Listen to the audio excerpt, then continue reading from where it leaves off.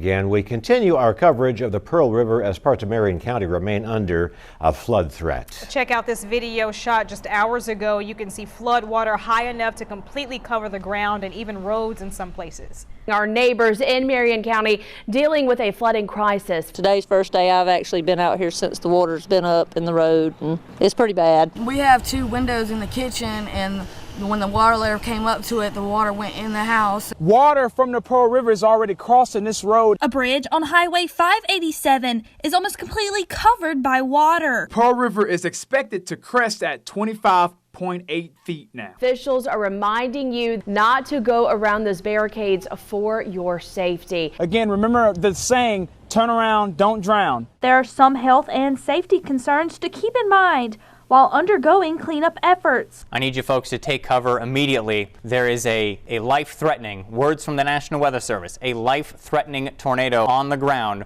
moving through parts of Covington County that you need to protect yourself from. They estimate that this would be stronger than an EF4 on the ground right now across parts of Covington County. But it's just getting bad near you. I need you to get to your safe place immediately. You've got less than a minute to get there. It was just took the top, everything. It just come through and just took everything. When I was leaning up against the house, I could feel the house start shaking. And I mean, it was like a bomb went off, just like that, just boom when it hit. An orange piece of debris is what we were underneath.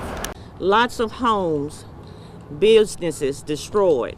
Pick that house up, set it back down. Just total and complete devastation in 20 seconds tops. Well, it was obvious from watching Channel 7 that it was coming our way. And so I began to prepare. I got in the hallway and closed all the doors. But when it was over, I knew everything was okay. Some of the things you did saved lives. Your weather forecasting that was exemplary. That saved a lot of people's lives. I know of at least 3 of them that I've talked to that felt had you not warned them, they may not be with us today. So thank you very much for what y'all do every day. Protesters gathered in front of Petal City Hall asking Mayor Hal Marks to resign after comments he made on Facebook and Twitter about the death of George Floyd.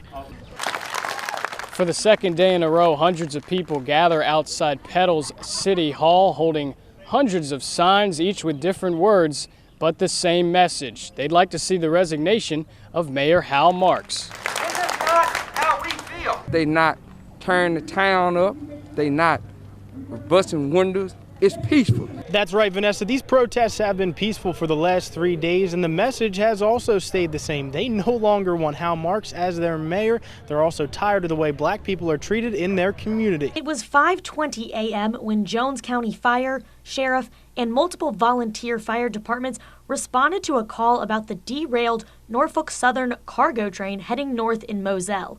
It just woke us up out of a sleep. It was really loud. It was louder than just hearing the normal train go by every morning. The train was carrying cars and 2 solutions, polyvinyl and acetone.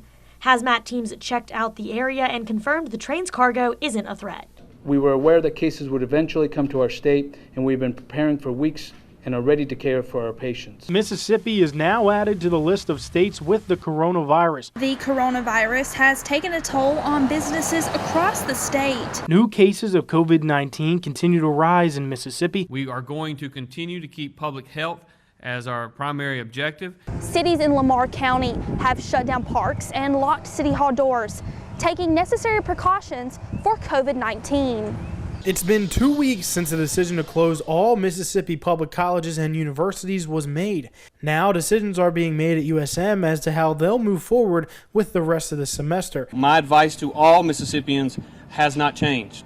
Stay at home. A spike in the number of COVID-19 cases in Jones and Wayne County has state and local officials concerned. Those are 2 counties that we are certainly monitoring very, very closely. It's no secret that protecting students from COVID is important for schools to continue operating during the pandemic, but doing so can be expensive. The district's hybrid model calls for students to come into school 2 days out of the week and do virtual learning from home the remaining 3 days. Our top priority throughout this entire process has been preventing our healthcare system from being overloaded. Certified nurse's aide Juanita House was among the first healthcare workers at Wayne General Hospital to get a COVID-19 vaccine today. I'm very excited I've been waiting a long time.